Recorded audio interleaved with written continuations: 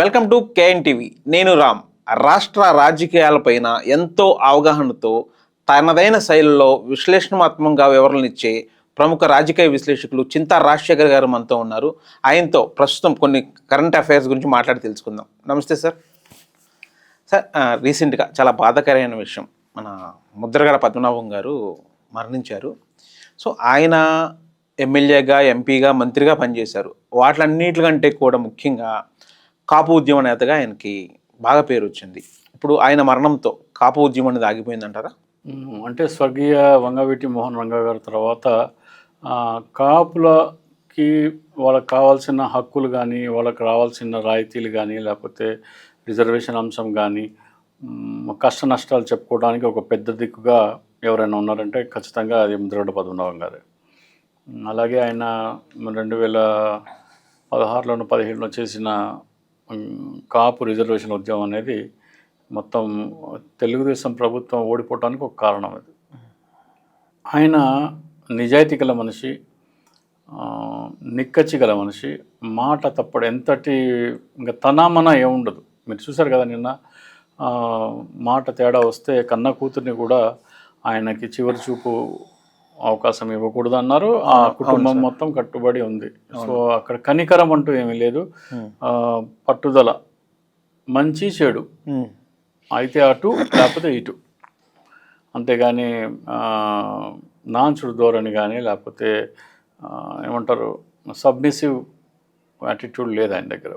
So అది ఆయనకి చాలా విధంగా రాజకీయంగా నష్టం కూడా చేకూర్చింది. అంటే అటువంటి లక్షణాలు ఉన్నవాళ్ళు రాజకీయంగా రాణించడం అనేది చాలా కష్టం. సో ఆయన రాజకీయంగా రాణించకపోవడానికి కూడా అదొక కారణం ఉంటుంది. లేకపోతే ఆయన ఏ ఎండకా గొడుగు పట్టే రకమైతే కనుక పవన్ కళ్యాణ్ లాగా ఆయన బహుశా ముఖ్యమంత్రి కూడా ఆ స్థాయికి ఎదిగేవారేమో. కాకపోతే మనము నిజాయితీ, అలాగే మోరల్ వాల్యూస్, వీటన్నిటికీ ఆయన విలువ ఇచ్చారు. సో ఆయన తర్వాత ఈ రోజున కాపులు దిక్కుతోచని పరిస్థితిలో ఉన్నారు. ఎందుకంటే ఏమన్నా కాపుల సమస్య, కాపుల అంశానికి వస్తే ఎవరికి చెప్పుకోవాలో తెలియని పరిస్థితి. రోజున పవన్ కళ్యాణ్ ఉన్నాడంటే అతను కాపుల కంటే కూడా చంద్రబాబు నాయుడు తూత్తు. ఆయన చంద్రబాబు నాయుడు ఏం చెప్తే అది చేస్తాడు. చంద్రబాబు నాయుడు మనం రోడ్డు పక్కన వెళ్తుంటే స్ట్రీట్ సర్కస్ చేస్తూ ఉంటారు చూసారు. అవునవును, వాళ్ళు కోతిని ఆడిస్తూ ఉంటారు. అట్లా పవన్ కళ్యాణ్, చంద్రబాబు నాయుడు పవన్ కళ్యాణ్ అట్లా ఆడిస్తూ ఉంటారు. సో ఆయన వల్ల కాపులు కొరిగేది ఏం లేదు. కాపులని ఎన్నో విధాలుగా హెరాస్ చేస్తున్నారు. ఈ ఎన్నికలు కొత్త గవర్నమెంట్ వచ్చిన తర్వాత కాపులని ఎన్నో విధంగా వేధింపులకు గురవుతున్నా కానీ నోరు విప్పట్లేదు పవన్ కళ్యాణ్. ఉంటే ఉండండి, పోతే పోండి అంటున్నాడు. సో అటువంటి పరిస్థితుల్లో కాపులు ఈ రోజున సమస్య వస్తే ఎవరికి చెప్పుకోవాలి అనే దిక్కుతోచిన పరిస్థితుల్లో ఖచ్చితంగా ఉన్నారు. ఒక విధంగా ముద్రగడ పద్మనాభం గారి మరణం కాపులని నాయకత్వం లేని అనాథగా చేసిందని చెప్పచ్చు. ముద్రగడ గారి కాపు ఉద్యమం ప్రధాన లక్ష్యం కాపు రిజర్వేషన్. ఇక అది పూర్తిగా మరుగున పడిపోయినట్లే అంటారా?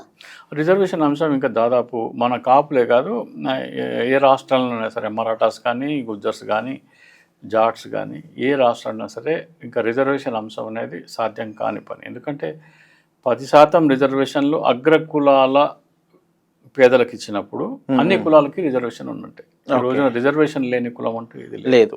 ఈబీసీ వల్ల ప్రతి కులానికి రిజర్వేషన్ వస్తుంది. ఈబీసీ వల్ల ప్రతి కులానికి రిజర్వేషన్ వస్తుంది. కాబట్టి ఇక రిజర్వేషన్ అనేది అది రాజకీయంగా లబ్ధి పొందేందుకు చేసే ఒక నినాదమే అవుతుంది తప్ప దానివల్ల ఉపయోగం అంటూ ఏమీ ఉండదు. రాజకీయ వివాదాల పక్కన పెట్టి ఆయన ఒక మాజీ మంత్రిగా ప్రభుత్వ లాంఛనాలతో అంత్యక్రియలు జరపాలని చెప్పి ప్రభుత్వం నిర్ణయించింది. దాన్ని ఎందుకు వ్యతిరేకించారంట? ఖచ్చితంగా అంటే ఇప్పుడు ఆయన 2016లో చేసిన కాపు ఉద్యమం సందర్భంగా ఆయన కుటుంబాన్ని నీచమైన పదజాలంతో దూషించడం జరిగింది. ఇదే ప్రభుత్వం, ఇదే చంద్రబాబు నాయుడు, ఇదే లోకేష్, స్వయాన లోకేష్ పేర్లు పెట్టి వాళ్ళ కొడుకుని, కోడలని, భార్యని వినరాని మాటలు అన్నారని చెప్పేసి ఆయనే స్వయంగా పలు ఇంటర్వ్యూల్లో చెప్పారు. అటువంటి మాటలు మాట్లాడిన వారితో మళ్ళీ ఈ రోజున రాజమర్యాదలతో, రాజకీయ లాంఛనాలతో, అధికార లాంఛనాలతో అంత్యక్రియలంటే అది బహుశా పవన్ కళ్యాణ్కి సాధ్యమేమో కానీ ముద్రగడ లాంటి వారికి సాధ్యం కాదు. ఆత్మాభిమానం, ఆత్మగౌరవం అనేది చాలా పట్టింపు ఉన్న వ్యక్తి. పవన్ కళ్యాణ్ ఏంటంటే తల్లిని దూషించిన పార్టీతో పొత్తు పెట్టుకుంటాడు, దులిపేసుకునే వ్యక్తి. తల్లిని తిట్టిన బాలకృష్ణతో ఆహాలో ఇంటర్వ్యూలు చేస్తారు. సో పవన్ కళ్యాణ్ ఏ ఎండగా గొడుగు పట్టి తన స్వలాభం కోసం, తన స్వార్థం కోసం ఏమైనా చేస్తాడు. తన స్వార్థం కోసం కులాన్నైనా అమ్మేశారు. ఇద్దరు అన్నదమ్ములు అంతే.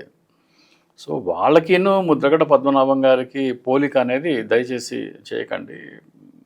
అలాగే రంగా గారితో పోలుస్తూ ఉంటారు పవన్ కళ్యాణ్. రంగా గారు కాలిగోటికి సరిపోడు పవన్ కళ్యాణ్.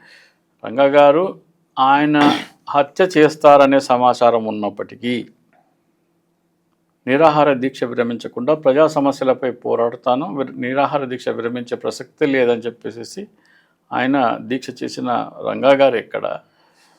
ఈయన తల్లిని తిట్టిన పార్టీ, అన్నం తిట్టిన పార్టీ, కాపులను తిట్టిన పార్టీ, ఆంధ్రప్రదేశ్కి ద్రోహం చేసిన పార్టీ, దాంతో ఆయన స్వలాభం కోసం, ఆయన స్వార్థం కోసం పొత్తు పెట్టుకున్నాడు. రంగా గారికి పవన్ కళ్యాణ్ గారికి నక్కకి నాగలోకానికి ఉన్న తేడా. అట్లాగే ముద్రగడ పద్మనాభం గారికి పవన్ కళ్యాణ్ గారికి ఎక్కడ అసలు పొంతన అసలు ఊహకే అందదు. అవును, దరిదాపుల్లో కాదు, కనుచూపు మరి ఎక్కడ పవన్ కళ్యాణ్ ఉన్నాడు. ఆ వ్యక్తిత్వాలకి కాలి గోటికి కూడా పవన్ కళ్యాణ్ సరిపోరు. రీసెంట్గా మన ఏపీ ప్రభుత్వం ఒక జీవో జారీ చేసిందండి. సిపిఎస్ నుంచి ఓపీఎస్కి, అంటే అర్హులైన ప్రభుత్వ ఉద్యోగులు ఎవరైనా సిపిఎస్ నుంచి ఓపీఎస్కి మారొచ్చు అనేది ఒక అవకాశం కల్పిస్తూ జీవో జారీ చేసింది. అంటే దీనివల్ల ప్రభుత్వానికి ఆర్థిక భారం పెరిగే అవకాశం ఉందా, లేదా దీనివల్ల ఉద్యోగులకి లాభం చేకూరుతుందా, లేదా గవర్నమెంట్కి లాభం చేకూరుతుందా? ఇక్కడ ఓపీఎస్ ఒకటే కాదు, ప్రభుత్వ జీతభత్యాలు కానీ, ప్రభుత్వానికి వచ్చే జీతాలు కానీ ఆంధ్రప్రదేశ్, బహుశా అన్ని రాష్ట్రాలు, ఆంధ్రప్రదేశ్ ముఖ్యంగా, ఆంధ్రప్రదేశ్కి వచ్చే ఆదాయము ప్రభుత్వ జీతభత్యాలకి సరిసమానంగా ఉంది. అంటే మీకు ఎంత ఆదాయం వస్తుందో అంత జీతభత్యాలకే పోతుంది. ఈ పరిస్థితులలో అంత భారం మోయటం అవసరమా అనేది కూడా చూడాలి. ఇక్కడ ప్రభుత్వ ఉద్యోగుల దగ్గర వచ్చిన పెద్ద సమస్య ఏంటంటే, వాళ్ళ జీతభత్యాలు కట్ చేస్తే, కోత పెడితే వాళ్ళు ఏం చేస్తారంటే, ప్రజలతో నేరుగా సంబంధం ఉన్న వ్యక్తులు కాబట్టి ప్రభుత్వం మీద వ్యతిరేకత తీసుకొస్తారు వాళ్ళు. సో ఈ అంశాలలో ప్రభుత్వాలు, ఈ ప్రభుత్వం ఆ ప్రభుత్వాన్ని కాదు, రాష్ట్ర శ్రేయస్సు కోరే ఒక పౌరుడిగా వీళ్ళకి ఇంత జీతాలు అవసరమా అనేది కూడా ప్రభుత్వం ఆలోచించాలి. ఓకే, అది ప్రజలని కన్విన్స్ చేసుకునే దాంట్లో ప్రభుత్వాలు విఫలమవుతున్నాయి. ఉదాహరణకి మనం ఒక ఉపాధ్యాయులు తీసుకుందాం. ఒక ఉపాధ్యాయుడికి దాదాపు 50,000 నుంచి 70,000, 1,00,000 వరకు కూడా జీతాలు ఉంటాయి. ఒక విద్యార్థి ఎంతమందికి చదువులు చెప్తున్నారు, వాళ్ళ ప్రొడక్టివిటీ ఎంత, రిటర్న్ ఎంత లెక్కేసుకుంటే ఇక్కడ మనకి సరితూగదు. అంటే ఒక్కొక్కసారి ఒక టీచర్ దగ్గర 15 మంది 10 మంది పిల్లలే ఉంటున్నారు. 10 మంది పిల్లలు అంటే ఒక్కొక్క పిల్లోడి మీద నెలకి 5,000 రూపాయలు ప్రభుత్వం ఫీజు చెల్లిస్తున్నట్లు లెక్క. ఆ తర్వాత కూడా వాళ్ళ విరమణ తర్వాత కూడా పెన్షన్ ఇవ్వాలి అంటే ఇది నేనైతే దానికి ఖచ్చితంగా వ్యతిరేకం. పెన్షన్ అనే దానికి నేను వ్యతిరేకము. అలాగే జీతభత్యాలు కూడా ఆ స్థాయిలో జీతభత్యాలు అవసరం లేదని నేను అనుకుంటున్నాను. ఇక్కడ సమస్య ఏంటంటే, ప్రజల డబ్బే వాళ్ళకి ఇస్తున్నారు. ప్రజలనే ఎడ్యుకేట్ చేయాలి.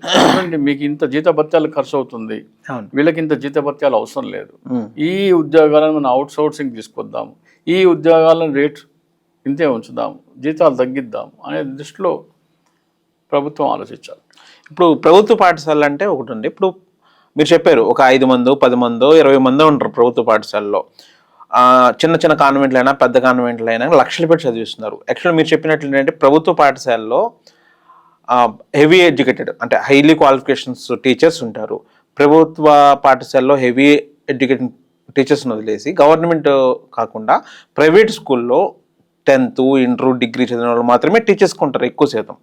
సో మీరు మీ పిల్లల్ని మేము ఇంత హైలీ ఎడ్యుకేషన్ టీచర్స్ పెడుతుంటే, మేము ఫ్రీగా ఎడ్యుకేషన్ ఇస్తుంటే, మీరు ఇది వదిలేసి ఇంటర్, డిగ్రీ చదివిన వాళ్ళ దగ్గర అన్ని లక్షలు పెట్టి ఎందుకు చదివిస్తున్నారని ప్రభుత్వాలు ఎందుకు ప్రజల్ని అవగాహన కల్పించలేకపోతారు? ఇక్కడ ఆ ప్రభుత్వాన్ని బట్టి ఉంటుంది. ఇప్పుడు జగన్మోహన్ రెడ్డి గారి మీద మీరు అభియోగం వేయడానికి వీల్లేదు. జగన్మోహన్ రెడ్డి గారు విద్యా పరిణామాలు అంతర్జాతీయ స్థాయికి తీసుకెళ్లాలని తప్పించిన వ్యక్తి. అవును, ఇంగ్లీష్ మీడియం పెట్టారు, బైలింగ్వల్ టెక్స్ట్ బుక్స్ పెట్టారు, ట్యాబ్లు ఇచ్చారు, మీకు డిజిటల్ క్లాస్ రూమ్ బోర్డ్స్ పెట్టారు, మళ్ళీ అలాగే బెంచెస్, టేబుల్స్ కూడా అధునాతనమే తీసుకొచ్చారు.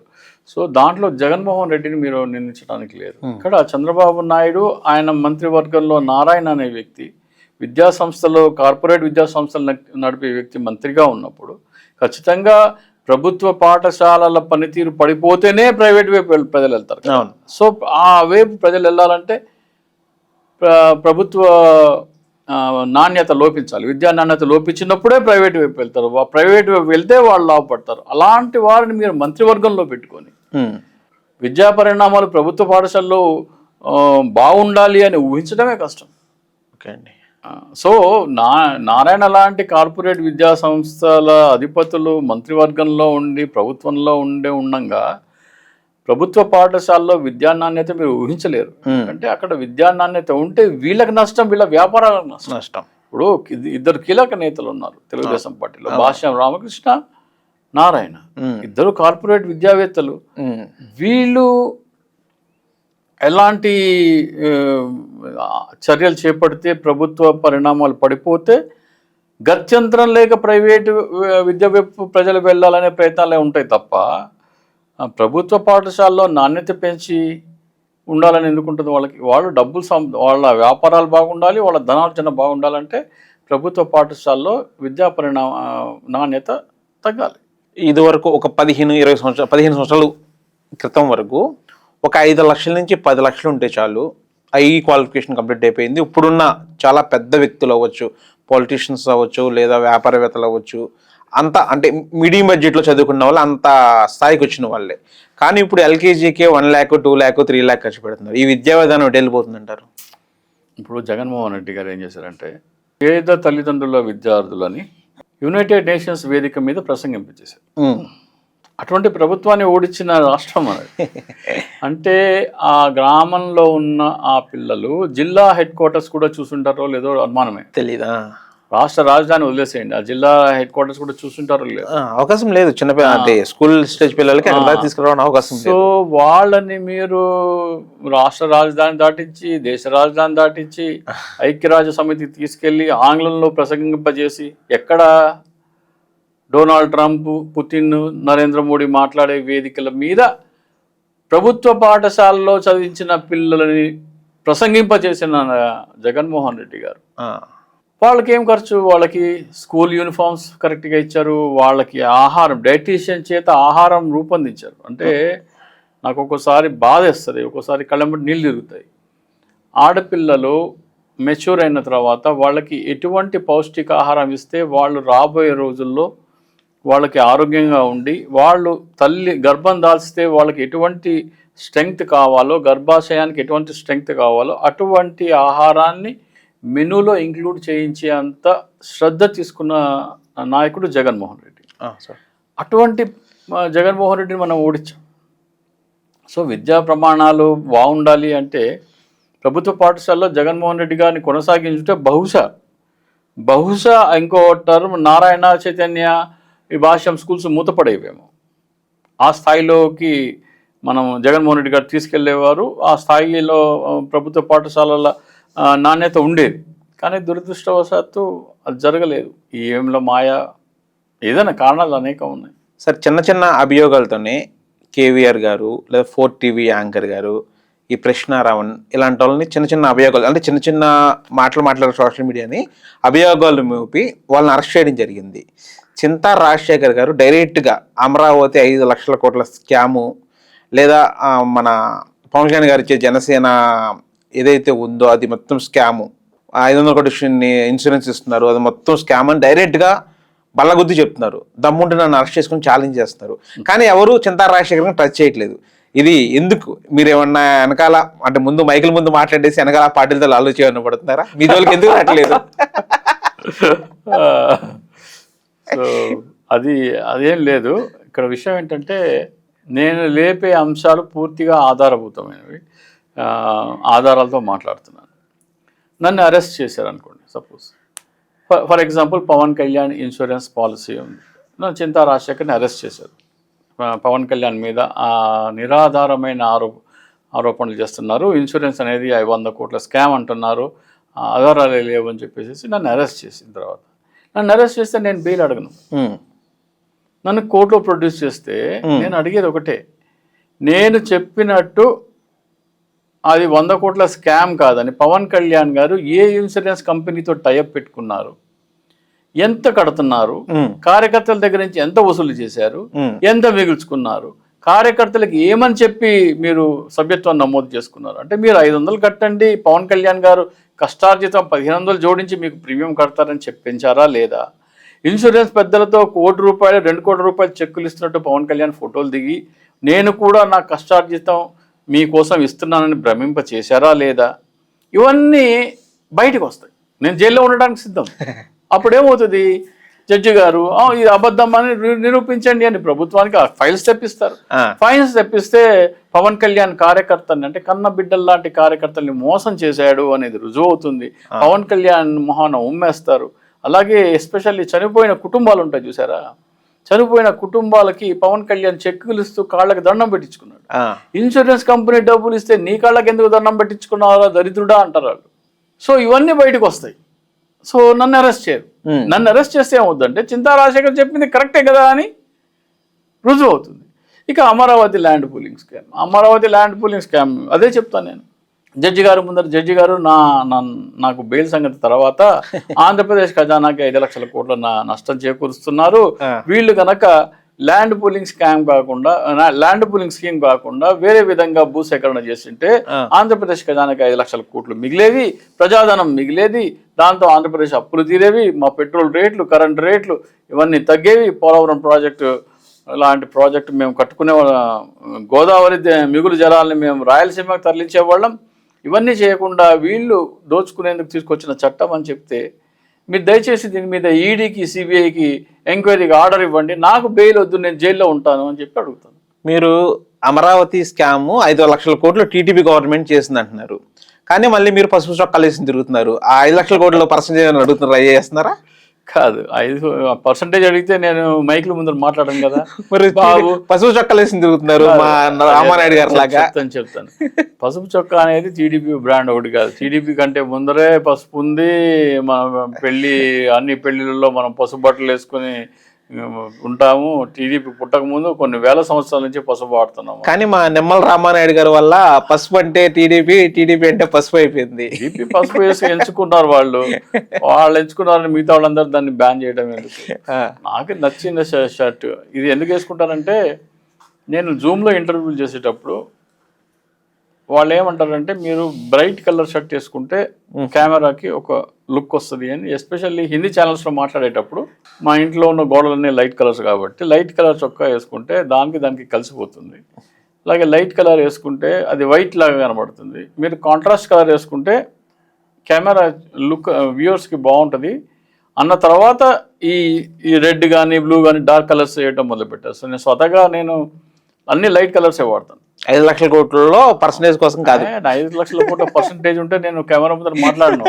బాబు ఇది ఉంది, ఇది బయట పెడతాను, నాకేమి ఇస్తావు అని చెప్తాం. ఇది ఉంది, దీని సంగతి ఏంటి అని. ఎన్నికల కంటే ముందర ఆఫర్ కూడా వచ్చింది, దీని మీద మీరు మాట్లాడకుండా ఉంటే మీకేం కావాలో చెప్పండి. ఎన్నికల కంటే ముందర 2022లోనే ఆఫర్ వచ్చింది. అంటే మీరు తిరస్కరించారు మరి దాన్ని? కోట్లలో ఆఫర్ వచ్చింది. అలా ఇదే మాట అన్నారు, లక్షలు కాదు మేము అయిపోయేది కోట్లలో, దీని మీద మీరు మాట్లాడొద్దు. మరి ఫీజు కోసం పనిచేసే రాజశేఖర్ గారు కోట్లను ఎందుకు తిరస్కరించారు? ఫీజు అంటే అది ఫీజు కాదు కదా.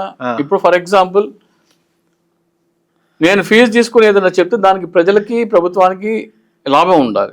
ఇక్కడ ఓన్లీ ప్రభుత్వానికి లాభం అంటారు, ప్రభుత్వం కూడా లాభం. దోపిడీ వేరు. ఇప్పుడు ఇది నేను జగన్మోహన్ రెడ్డి గారికి చెప్పినప్పుడు దానికి ఫీజు అడిగాను. మాట్లాడకుండా ఉండటానికి తీసుకుంటే ఆ దోపిడీలో నేను వాటాదారుని. ఇది బయట పెట్టి మీకు రాజకీయంగా లబ్ధి దొరుకుతుంది అని జగన్మోహన్ రెడ్డి గారు పార్టీకి ఈమెయిల్ పెట్టాను నేను.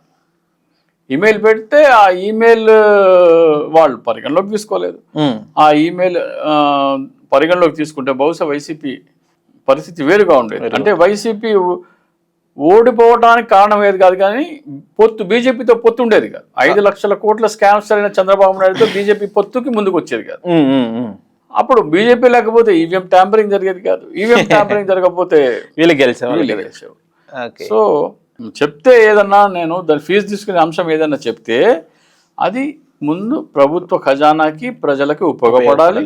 ఆ కార్యక్రమం చేసేందుకు వాళ్ళకి రాజకీయ లబ్ధి ఉండాలి. సార్ వైసీపీ కోట్ చేసిన దానిలో మీకు ఒక ఒక ఫీజు అమౌంట్ మెన్షన్ చేశా అని చెప్పారు. ఆ ఫీజు అమౌంట్ ఎంత మెన్షన్ చేశారు?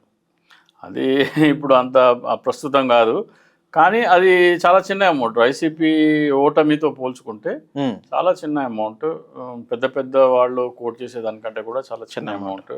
చెప్తే బాగుండదు, చిన్న అమౌంట్. అదే చెప్పండి సార్, పర్లేదు. అంటే వైసీపీ ఎందుకు రిజెక్ట్ చేశారు వాళ్ళు? అంటే అంటే ఫీజు ఎక్కువ రిజెక్ట్ చేశారా? అది ఎందుకు రిజెక్ట్ చేశారు? వాళ్ళకి 2 కారణాలు, రిజెక్ట్ చేయడానికి 2 కారణాలు. ఎవడో ఆఫ్టర్ ఆల్ రాజశేఖర్ గారు వచ్చి చెప్తే మనం దాన్ని వినాలా, అదొక కారణం. రెండోది, మనం ఎలాగో గెలుస్తున్నాం, మనకేం అవసరం. ఈ రెండిట్లో ఒకటి ఉంటుంది. ఫీజు అనేది కారణం అయ్యి ఉండదని నేను అనుకుంటున్నా. సార్ కోన్ కిస్కా గారు వచ్చి మాకు సలహాలు ఇచ్చేదని కూడా అనేది ఉంటుంది డెఫినెట్గా. సార్ రీసెంట్గా రాష్ట్రంలో ఒక ఇష్యూ నడిచింది. మన ఎక్స్-సీఎం జగన్మోహన్ రెడ్డి గారు, సీఎం చంద్రబాబు గారు ఛాలెంజ్ చేసుకున్నారు. జగన్ గారేమో మావిగనే నా స్టాండు, నెక్స్ట్ ఎలక్షన్స్కి నేను మావిగన్ రాజధానితో నేను ఎలక్షన్కి వెళ్తా అన్నారు. చంద్రబాబు గారేమో నేను అమరావతి ఎలక్షన్కి వెళ్తున్నా అన్నారు. మీరు దేనికి సపోర్ట్ చేస్తారు, మావిగన్ ఆరు అమరావతి? ఇక్కడ జగన్మోహన్ రెడ్డి గారు గత టర్మ్లో ఏ పొరపాటు అయితే చేశారో ఇప్పుడు మళ్ళీ అదే కంటిన్యూ చేస్తున్నారు. గతంలో ఏంటి నినాదము, చంద్రబాబు నాయుడు మా అమరావతి రాజధాని అంటే జగన్మోహన్ రెడ్డి గారు 3 రాజధానులు. అవును, చంద్రబాబు నాయుడు ఆయన పాలసీ చెప్తున్నారు, జగన్మోహన్ రెడ్డి గారు ఆయన పాలసీ చెప్తున్నారు. ఈ రోజున మళ్ళీ జగన్మోహన్ రెడ్డి గారు అమరావతి ఏకైక రాజధాని చంద్రబాబు నాయుడు అంటుంటే మావిగన్ మా రాజధాని, మా పాలసీ అని జగన్మోహన్ రెడ్డి గారు ముందుకు వచ్చారు. సో ఇక్కడ కూడా మళ్ళీ సేమ్ చంద్రబాబు నాయుడు పాలసీ మాది కరెక్ట్ అని చంద్రబాబు నాయుడు చెప్తున్నారు, మా పాలసీ కరెక్ట్ అని జగన్మోహన్ రెడ్డి గారు చెప్తున్నారు. ఇక్కడ చంద్రబాబు నాయుడు పాలసీలో ఉన్న లోపం ఏంటో జగన్మోహన్ రెడ్డి గారు చెప్పట్లేదు. ఫర్ ఎగ్జాంపుల్, మీ దగ్గర మన ఏం తీసుకుందాము, మొబైల్ కంపెనీలు ఉంటాయి, రకరకాల కంపెనీలు ఉంటాయి. వాళ్ళు రకరకాల మా ఫోన్ మంచిది అంటే మా ఫోన్ మంచిదే అని వాళ్ళు ప్రచారం చేసుకుంటారు. వాడు అంటాడు నా ఇన్ని కెమెరాల పిక్సెల్ అంటాడు, ఒకడు అంటాడు నా ఫ్రంట్ కెమెరా సెల్ఫీ బాగుంటుంది అంటాడు, ఒకడేమో నా బ్యాటరీ లైఫ్ బాగుంది అంటాడు. ఎవరిది వాళ్ళు చెప్పుకుంటారు. అట్లాగే జగన్మోహన్ రెడ్డి మావిగన్ అంటున్నారు, ఇంతకుముందు 3 రాజధానులు అన్నారు, ఇప్పుడు మావిగన్ అంటున్నారు. చంద్రబాబు నాయుడు అమరావతి అని అంటున్నాడు. సో ఎవరి ప్రోడక్ట్ అది కరెక్ట్ అని వాళ్ళే చెప్పుకుంటున్నారు. ఇక్కడ విషయం ఏంటంటే, మొబైల్ కంపెనీలో ఒక మొబైల్ కంపెనీ బ్యాటరీ పేలుతుంది. అవును, నువ్వు షర్ట్ జేబులో పెట్టుకుంటే అది పేలితే గుండాగి సస్తావు. అది చెప్పాలా? అది చెప్పాలా? జగన్మోహన్ రెడ్డి గారు అమరావతి ల్యాండ్ పూలింగ్ అనేది 5 లక్షల కోట్ల స్కామ్ అని చెప్పేంత వరకు ప్రజలు అమరావతిని వ్యతిరేకించడం మానరు. నేను ఏదైతే 2021, 22, 23లో చెప్పానో, నేను ఏదైతే వ్యూహం జగన్మోహన్ రెడ్డి గారికి 2024 ఎన్నికల కోసం ఇచ్చానో, దానిలో స్పష్టంగా ఏముందంటే అమరావతి ల్యాండ్ పూలింగ్ అనేది 5 లక్షల కోట్ల స్కామ్ అని చెప్పాను. సో అమరావతి ఎందుకు స్కామ్ అని చెప్పనంత వరకు జగన్మోహన్ రెడ్డి చెప్పేది ఎవరికి బుర్రకెక్కదు. బాబు నీ మావిగా నువ్వు కరెక్ట్ అంటావు, ఆయన అమరావతి ఆయన కరెక్ట్ అంటాడు. సో ఈ 2 సిద్ధాంతాలు ఇవి, ఆయా పార్టీల ఐడియాలజీ. ఇది ఆ పార్టీల ఐడియాలజీ ఉన్నంత వరకు వారు మా ఐడియాలజీ కరెక్ట్ అంటే మా ఐడియాలజీ కరెక్ట్ అని ఏ పార్టీ అయినా చెప్పుకుంటారు. కానీ ఎప్పుడైతే జగన్మోహన్ రెడ్డి గారు ఈ ల్యాండ్ పూలింగ్ అనేది ప్రభుత్వ ఖజానాకి రావాల్సిన ఆదాయాన్ని దోచి ప్రైవేట్ వ్యక్తులకి పంచిపెట్టే చట్టం అని ఎక్స్ప్లెయిన్ చేయరో అప్పటి వరకు ప్రజలు దాన్ని నమ్మరు. ఎప్పుడైతే జగన్మోహన్ రెడ్డి గారు ప్రభుత్వ ఖజానాకి రావాల్సిన ఆదాయాన్ని ప్రైవేట్ వ్యక్తులు దోచుకునేందుకు ఈ చట్టం తీసుకొచ్చారని చెప్తారో, చంద్రబాబు నాయుడు దగ్గర చెప్పడానికి డిఫెన్స్ లేదు. మావిగన్ 100% సక్సెస్ అవుతుంది. అప్పుడే మావిగన్ సక్సెస్ అవుతుంది. ఎప్పటి వరకు అయితే మీరు ల్యాండ్ పూలింగ్ అనేది ఒక స్కాము, ప్రభుత్వ ఖజానాకి రావాల్సింది అంటే ప్రజలకు రావాల్సిన ఆదాయం దోచి ప్రైవేట్ వ్యక్తులకి పెంచేందుకు ఈ చట్టం తీసుకొచ్చారని చెప్పరు, అప్పటి వరకు అమరావతి మీద నెగటివిటీ రాదు. ఎప్పుడైతే నీ డబ్బు దోచి ఈడు తింటున్నాడు, ఈడికి పెట్టడం కోసం ఈ ల్యాండ్ పూలింగ్ చట్టం తీసుకొచ్చాడు అని చెప్పనంత వరకు ప్రజలకి నొప్పి తెలియదు. నీ జేబులో డబ్బులు తీసుకెళ్ళి దోచి ఈడు తింటున్నాడు అని చెప్పనంత వరకు అమరావతి మీద వ్యతిరేకత ఎట్లా వస్తుంది? మీరు చెప్తుంటే అది ఒక చిన్న లాజిక్ లా అనిపిస్తుంది. అమరావతి 5 లక్షల కోట్ల స్కామ్ జరుగుతుంది అని ప్రూఫ్లతో సహా మీరు చూపిస్తున్నారు. అది చూస్తుంటే మామూలుగా నార్మల్ పీపుల్స్ కూడా ఒక చిన్న లాజిక్ లా అనిపిస్తుంది. అంత పెద్ద పార్టీకి ఆ లాజిక్ని ఎందుకు మిస్ అవుతున్నారు? అదే అర్థం కావట్లేదు నాకు. అంటే నేను చెప్పిన అంశం జగన్మోహన్ రెడ్డి గారి దాకా చేరిందో లేదో నాకైతే తెలియదు. ఆ అంశం జగన్మోహన్ రెడ్డి గారి దగ్గర చేరి ఉంటే 2024 ఎన్నికల్లో ఆయన ఓడిపోయేవారు కాదు. ఈ ఎన్నికల తర్వాత అయినా సరే ఆయన చెప్పి ఉంటే ఖచ్చితంగా ఆయన దాన్ని రాజకీయంగా లబ్ధి పొందే అవకాశం ఉంటుంది. సో మీరు మీ product versus Chandrababu Naidu product కాదు. చంద్రబాబు నాయుడు ప్రాజెక్ట్లో విషం ఉంది, ప్రజలని దోచుకునే కుట్ర ఉంది అని మీరు చెప్పనంత వరకు అమరావతి మీద వ్యతిరేకత రాదు. అమరావతి మీద వ్యతిరేకత రావాలంటే ల్యాండ్ పూలింగ్ స్కామ్ గురించి చెప్తే ఆంధ్రప్రదేశ్లో ప్రజలు 164 మంది కూటమి ఎమ్మెల్యేలు గడప దాటి బయటికి అడుగు పెట్టలేరు. అంతటి బ్రహ్మాస్త్రం జగన్మోహన్ రెడ్డి గారి చేతికి అందించినా కానీ ఆయన దాన్ని వినియోగించుకోవట్లేదు. చింతా రాజశేఖర్ గారికి రాష్ట్ర రాజకీయాల మీద మంచి పట్టుంది. ఆల్మోస్ట్ పార్టీ పరంగా పార్టీని వ్యతిరేకించిన పార్టీలో చాలామంది నాయకులతో మీకు సన్నిహితం ఉండుంటుంది అన్ని పార్టీల్లో. సో అలాంటి చింతా రాజశేఖర్ గారు ఎందుకు రాష్ట్ర రాజకీయాల్లో ఒక నాయకుడిగా ఎదగలేకపోతున్నారు? అంటే రాష్ట్ర పార్టీలన్నీ కూడా బీజేపీకి జీవూజార్ అంటాయి. సో మీరు బీజేపీకి బద్ద శత్రు అవడం వల్ల రాష్ట్రంలో ఉన్న పార్టీలు మిమ్మల్ని ఓన్ చేసుకోలేకపోతున్నాయా? ఇది మరి నిజమో కాదో నాకైతే తెలియదు, కానీ మరి ఇది కారణం అయి ఉండొచ్చు, కాకపోయి ఉండొచ్చు కూడా. దానికి మెయిన్ ఏం చెప్తానంటే, భారతీయ జనతా పార్టీ కేంద్రంలో అధికారంలో ఉంది కాబట్టి వాళ్ళతో సన్నిహితంగా అన్ని పార్టీలు ఉంటున్నాయి కాబట్టి ఈయన బీజేపీకి వ్యతిరేకంగా ఉన్నందుకే ఇతనిని చేరతీయట్లేదు అనే ఒక కారణం నిజమై ఉండొచ్చు.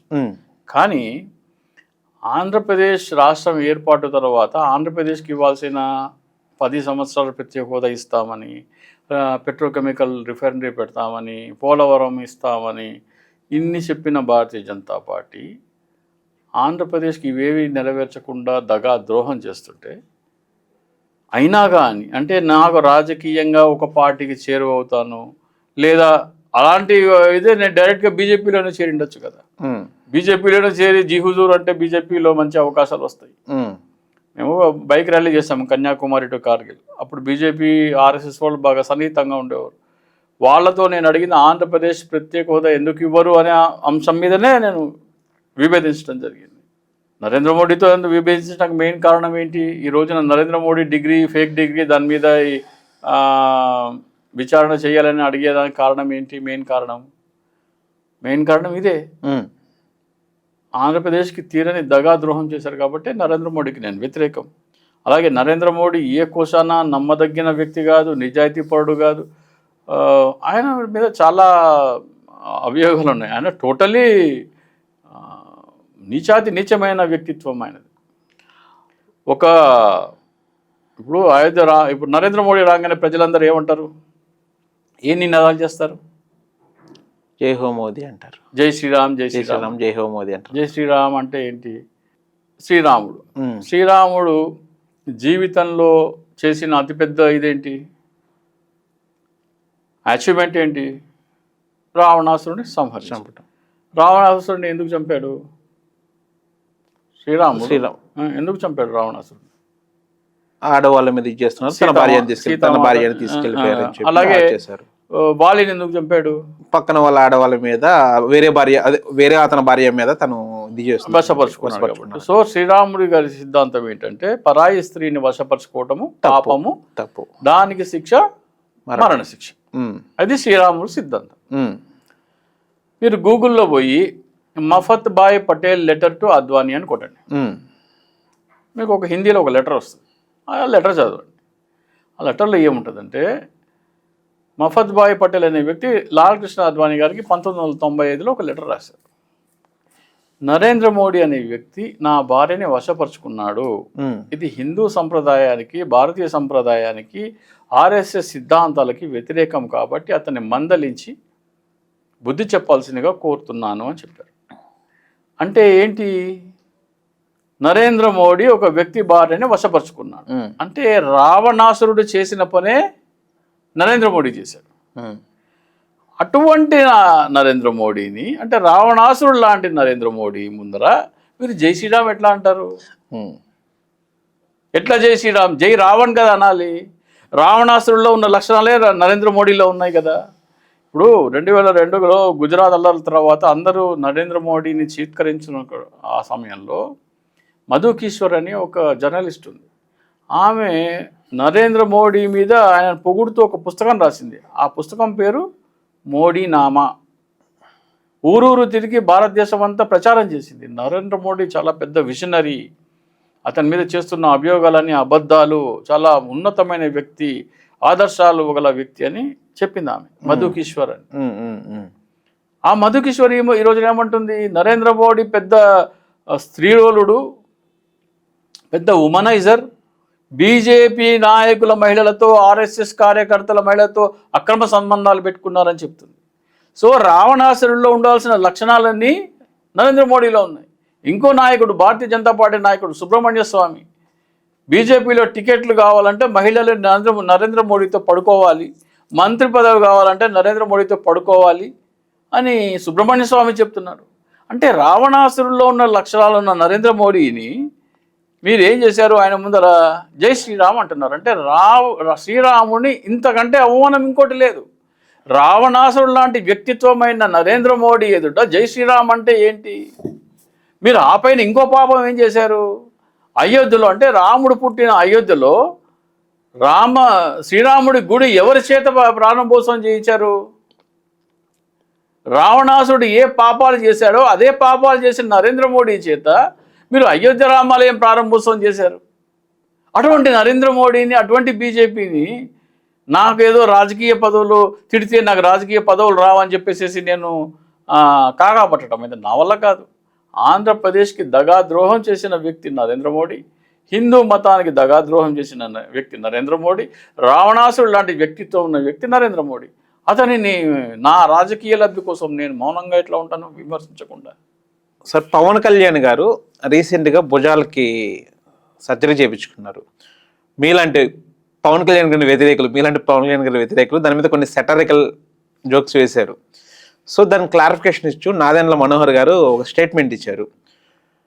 కార్యకర్తలు మీదకి ఎగబడడం వలన ఆయనకి కొంచెం భుజాలు ఎప్పటి నుంచో 10 సంవత్సరాల నుంచి ప్రాబ్లం ఉంది, కానీ పంటు బిగువున దాన్ని భరిస్తూ ఎంతకాలం రాజకీయం చేస్తూ వచ్చారు, కానీ ఆ బాధ భరించలేక ఇప్పుడు ఆపరేషన్ సిజరన్ చేయించుకున్నారు అని చెప్పి స్టేట్మెంట్ ఇచ్చారు. మీరు దానికి అంగీకరిస్తారా? ఇప్పటికైనా నమ్ముతారా మీరు ఆ విషయాన్ని, ఆయనకి నిజంగా భుజం నొప్పి ఉందని? ఇప్పుడు పవన్ కళ్యాణ్ కార్యకర్తలు లాగితే భుజానికి గాయాలైతే, పవన్ కళ్యాణ్ అధికారంలోకి రాకముందర ప్రజల మధ్యలో ఎన్ని రోజులు ఉన్నాడు? ఆయన చుట్టూ ఎంతమంది బౌన్సర్లు ఉంటారు? ఎట్లా లాగుతారు? 10 సంవత్సరాల నుంచి భుజాలు నొప్పులు ఉన్నాయి అంటున్నారు కదా. నాదెండ్ల మనోహర్ చెప్తే మనం నమ్మేస్తే ఎట్లాగబ్బా, మనం కూడా ఆలోచించాలి కదా. కాకపోతే పవన్ కళ్యాణ్ భుజా నొప్పికి వేరే కారణం ఉంది. పవన్ కళ్యాణ్ పార్టీ పెట్టి 12 సంవత్సరాలు అవుతుంది. 12 సంవత్సరాలుగా ఆయన తెలుగుదేశం పార్టీ బరువు బాధ్యతలు ఆయన భుజాల మీద మోస్తున్నారు. దానివల్ల ఒకవైపు చంద్రబాబు నాయుడు, ఒకవైపు నారా లోకేష్ వాళ్ళు నారా దేవాంశు, అలాగే ఆయన భుజాల మీద మోస్తున్నాడు. ఇప్పుడు ఆయనే అన్నాడు 40 సంవత్సరాల సీనియారిటీ ఉన్న తెలుగుదేశాన్ని మనం గెలిపించామని ఆయన అంటున్నాడు. రాబోయే 15 సంవత్సరాలు మనం మోయాలి అంటున్నారు. నేను సీఎం అవడం కోసం రాజకీయ పార్టీ పెట్టలేదంటున్నారు. సీఎం అవడం కోసం రాజకీయ పార్టీ పెట్టకపోతే తెలుగుదేశం పార్టీ అంటే చంద్రబాబు నాయుడు నారావారిని భుజాల మీద మోయడానికి కోసం పార్టీ పెట్టారు. సో నారావారిని భుజాల మీద మోసి భుజాలకు గాయాలయ్యి ఆపరేషన్ చేయించుకోవాల్సి వచ్చింది. అంతే అంటే అలాగే రాబోయే 15 సంవత్సరాలు కూడా మొయ్యాలంటున్నారు. కాబట్టి పవన్ కళ్యాణ్ గారికి ఒక సలహా ఇవ్వాలనుకుంటున్నాను.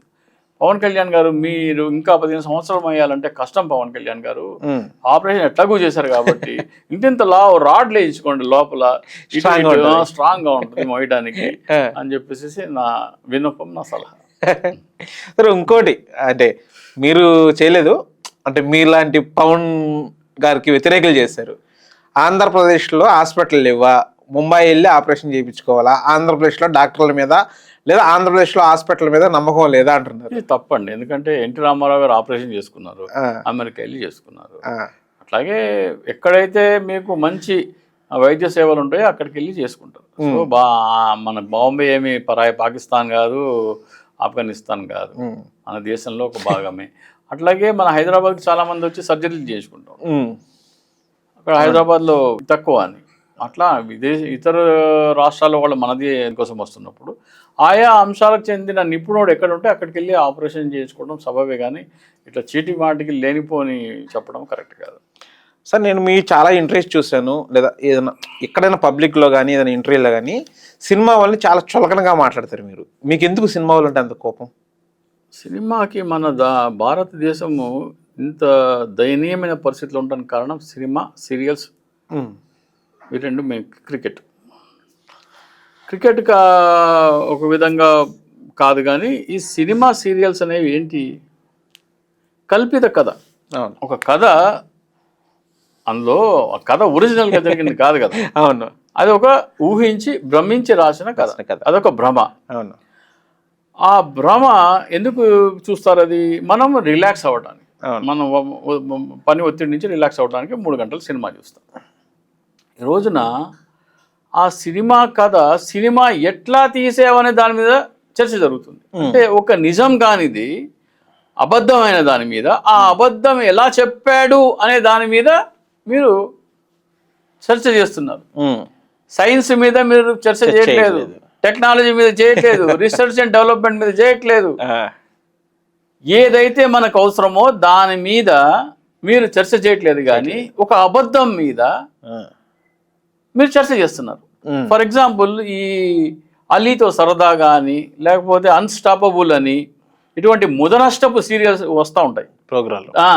దాంట్లో వీళ్ళు చెప్పేది ఏంటి, ఆ సినిమా అలా ఎందుకు తీసాము, ఈ సినిమా ఎలా తీసాము. అరే నీ దినం బెట్ట, నీ తద్దినం బెట్ట, నిన్ను తగలయ్యా. ఒక భ్రమ ఎట్ట చెప్తే నాకు ఎందుకు రా బాబు, నాకు 3 గంటలతోనే సంబంధం. ఆ సినిమా 3 గంటలు చూసి నేను రిలాక్స్ అయ్యానా లేదా అంతవరకే ఉంచండి. ఆ సినిమా, ఆ అబద్ధము, ఆ కల్పితము నువ్వు ఎలా చెప్పావో నాకెందుకు రా బాబు.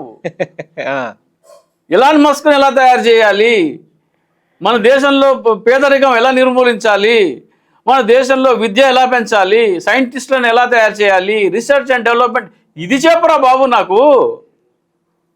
నువ్వు చెప్పే అబద్ధాన్ని ఎలా చెప్పావు, ఎంత బాగా చెప్పావు అని నాకెందుకు. అంటే ఎవరి పాత్ర వాళ్ళది కదండి. ఇప్పుడు మీరు చెప్పారు ఎలాన్ మస్క్ కాలంలో పరిశ్రమక వ్యాధులు చూస్తారు, ఎవరు ఇది వాళ్ళ ఎవరి విభాగం వెళ్ళదు, వీళ్ళ సినిమా తీసే విభాగం, వీళ్ళు సినిమా తీస్తారు, సినిమా ఎలా తీసారో చెప్తున్నారు. సినిమా ఎలా తీసారో చెప్పేది, సినిమా వల్ల నీకు వచ్చే ఉపయోగం ఏంటి, సినిమా లేకపోతే నీకు జరిగే నష్టం ఏంటి. ఫర్ ఎగ్జాంపుల్, ఒక రైతు ఉన్నాడు, రైతు పంట పండించకపోతే నీ పరిస్థితి ఏంటి, ఫుడ్ ఉండదు. బొగ్గు గని కార్మికులు ఉన్నారు, వాళ్ళు పని చేయకపోతే ఏంటి, కరెంట్ ఉండదు. అలాగే ప్లంబరు, ఎలక్ట్రీషియన్ ఉండరు, వాళ్ళు లేకపోతే ఏంటి, వాటర్ ఉండదు. వాళ్ళు పని చేయకపోతే నీ జీవితంలో ఎక్కడో ఒక చోట ఇంటరప్షన్ ఉంటుంది, నీ జీవితం అక్కడ ఇబ్బంది పడుతుంది. సినిమా లేకపోతే, కానీ జీవితంలో వినోదం ఉన్నందుకు భాగం అయిపోయింది. కాదు సినిమా చెప్తాను, సినిమా లేకపోతే బోర్ కొడుతుంది. బోర్ కొడితే ఏం చేయాలి, సినిమానేనా. ఇప్పుడు విదేశాల్లో ఎవడో ఎక్కువ సినిమాలు చూడ్డు, స్కేట్ బోర్డ్స్ అని ఉంటాయి, స్కేట్ బోర్డ్స్ చేసుకుంటాడు, స్కేటింగ్ చేసుకుంటాడు, షటిల్ ఆడేవాడు షటిల్ ఆడతాడు, పెయింటింగ్ వేసేవాడు పెయింటింగ్ వేసుకుంటాడు. నువ్వు ఇన్వాల్వ్గా, నువ్వు వినోదంలో ఎవడో చేసే వినోదం నువ్వు చూసి నువ్వు వినోదం, దాన్ని ఎంటర్టైన్మెంట్ అనరు, నువ్వు ఇన్వాల్వ్ అయ్యి నువ్వు చేసేదాన్ని వినోదము. అంటే చింతా రాజశేఖర్ గారికి నచ్చని వినోదాన్ని కోట్ల మందికి నచ్చేదాన్ని కోట్ల మందిని వ్యతిరేకిస్తున్నారు. చింతా రాజశేఖర్ నచ్చనిది కాదు, నువ్వు ఒక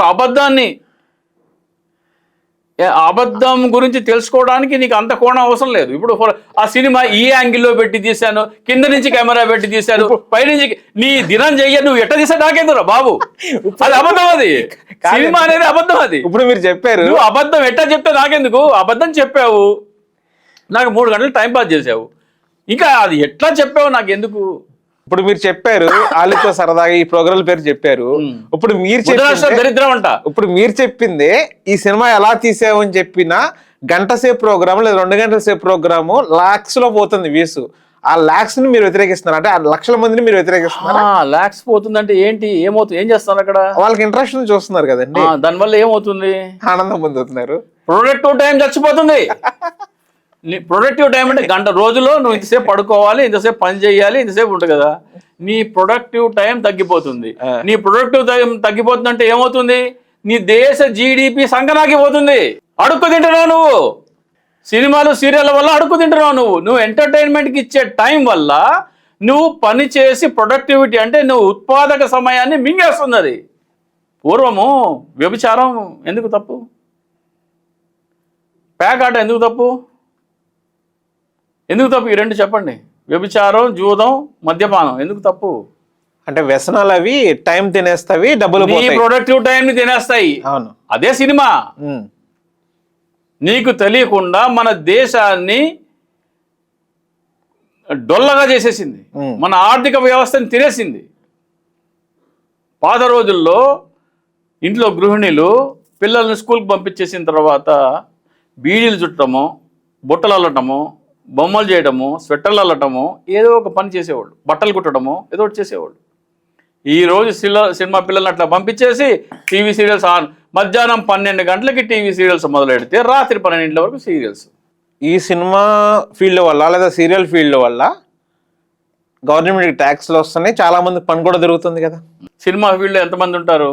ఎంతమంది పని చేస్తుంటారు ఆర్టిస్టులు? ఒక 1000 మంది తీసుకుంటే 1000 మంది. నీ 1000 మంది డబ్బులు సంపాదించడం కోసము 10 కోట్ల మంది తెలుగు జనాభా టైంని నువ్వు చంపేస్తావా? వాళ్ళకి ఫ్రీ ఉన్న టైంలో చూస్తారండి, ఫ్రీ ఉన్న టైంలో కాదు కదా. ఫ్రీ ఉన్న టైంలో కాదు, ఎవ్వడు సీరియల్స్. ఏ ఇంటికన్నా వెళ్ళండి, మధ్యాహ్నం 12 నుంచి రాత్రి 12 అన్ని సీరియల్స్. సో వాళ్ళ పనిచేసే వర్క్ ని సీరియల్ చూస్తున్నారంటారు మీరు? మన చాలా చాలా సీరియస్ ఇష్యూ ఇది. దేశానికి దగా ద్రోహం చేస్తున్న వృత్తి ఏదైనా ఉందంటే సినిమా సీరియల్స్. మన దేశాన్ని కోక్లా కర్ది అంటారు హిందీలో.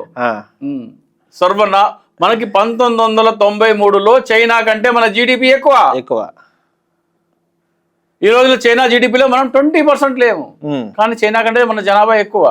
ఏం చేస్తున్నావు అంటే టీవీ సీరియల్ చూస్తున్నాం, సినిమాలు చూస్తున్నాం. ఆ సినిమాలు ఎట్టా తీస్తున్నారు అది కూడా చూస్తున్నాం. సినిమాలే కాకుండా ఎలా తీస్తున్నారు అది కూడా చూస్తున్నాం. అంతకంటే చాటగాని చవట సన్నాసి దద్దమ్మలు ఈ ప్రపంచంలో ఎవడూ లేడు.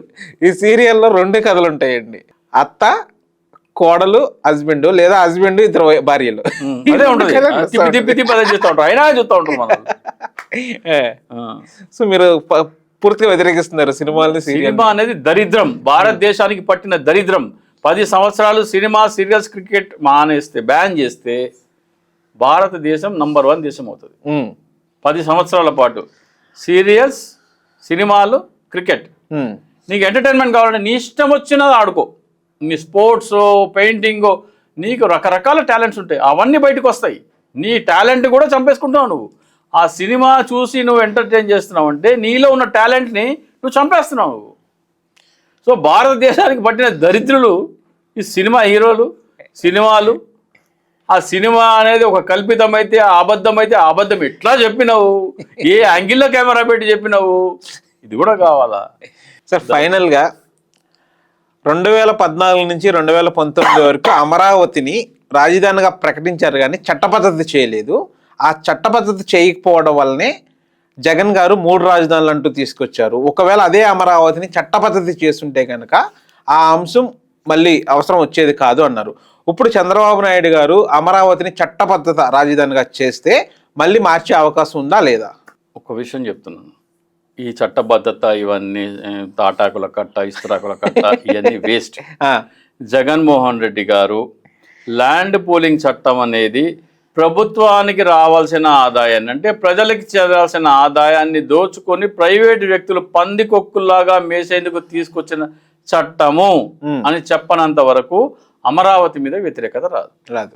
తెలుగుదేశం ఓటు బ్యాంక్ 40% ఉంటుంది, వైసీపీ ఓటు బ్యాంక్ 40% ఉంటుంది, 20% న్యూట్రల్ ఉంటుంది. ఈ 20%లో ఎవరు ఎటువైపు వెళ్తారో అనే దాని మీదనే అధికారంలోకి ఎవరు వస్తారని తెలుస్తుంది, డిపెండ్ అవుతుంది.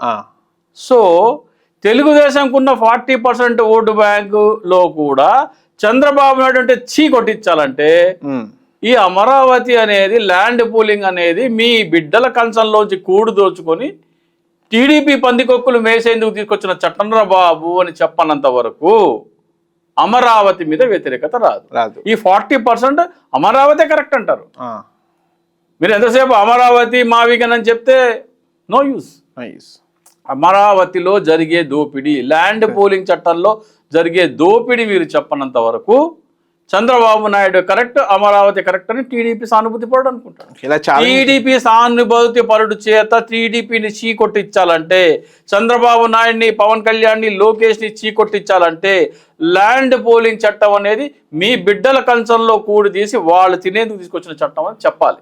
అంటే ఇప్పుడు ఈ ఛాలెంజ్ చేయడం వల్ల సినిమా ఛాలెంజ్ లా ఉంది కానీ సబ్జెక్ట్ లేదంటారు. సబ్జెక్ట్ లేదు. సబ్జెక్ట్ అంటే ఎఫెక్టివ్నెస్ లేదు.